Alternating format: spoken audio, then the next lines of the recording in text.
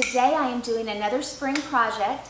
I have a really bad case of spring fever. I don't know about you, but I am wanting to get outside and thinking of the outside. So I brought a terracotta pot inside and used some natural elements, a couple of different kinds of moss, and this grapevine ball.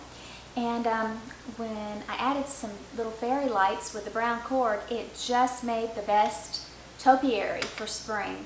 And I've got it inside, but I may put it, as the weather gets warmer, out on the back screen porch, so we'll see. Anyway, it's an easy project and a quick project, and I think you could find a place for one of these either on a covered front porch, a back porch, or in your den. So if you want to see how to do it, let's get started.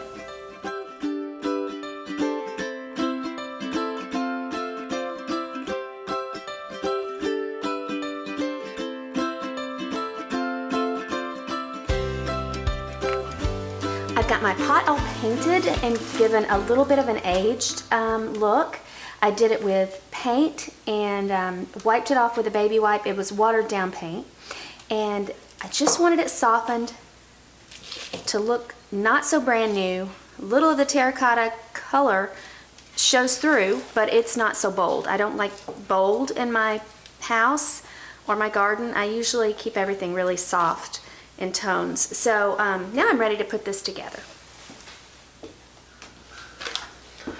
Alright, I've got this grapevine sphere here, grapevine orb, or grapevine ball, whatever you want to call it. This is a big one. It was like $12.99 at the craft store.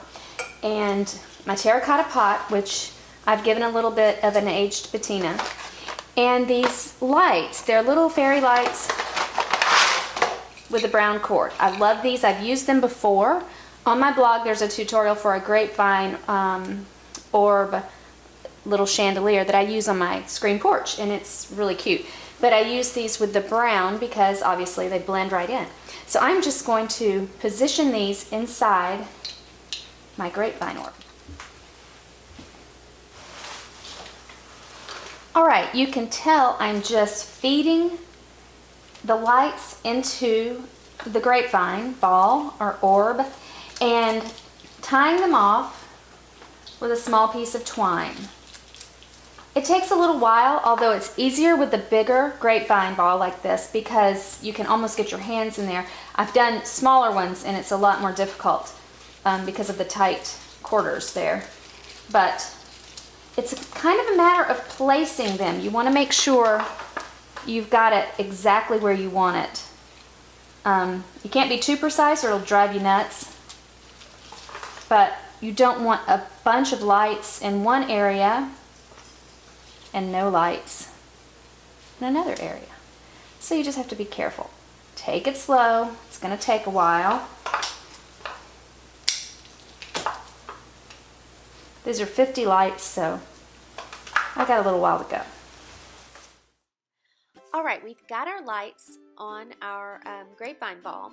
In order to get the cord through the pot and out the bottom, I'm going to show you what we had to do. We used a metal file called a rasp that you can get at your big box stores like Home Depot or Lowe's.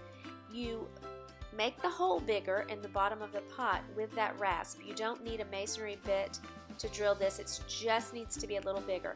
And then we made a tunnel for the cord to kind of nestle into so the pot would fit and sit flush on the counter.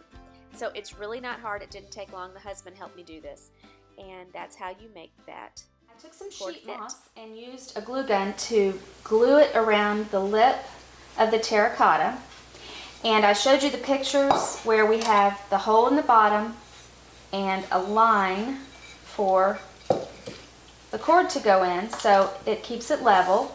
Did that with a file. And now I have the moss. I want to add some Spanish moss just to give it a little more interest here. So I'm just going to stack it. You could glue this, but I'm not going to because I'm going to use this either on the fireplace or as a centerpiece on the porch, and it's really not to be played with, so, you know, or handled. So I'm not going to worry too much about gluing the Spanish moss. And who knows, for summer, I may change it and put some rope around this and a starfish or something. You can adapt this for any season. All right, I think that looks really pretty.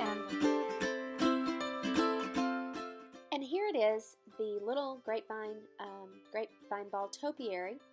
I have it in the den right now, but I'll probably move it out to the screen porch later. At night when the sun goes down, it just makes the prettiest glow. I love it. It's an easy project, perfect for spring and summer. So if you do this, shoot me an email. The email address is on my blog. I'd love to see a picture of it and put it up on my blog post. Until next time, guys, sending love from me to you. Bye-bye.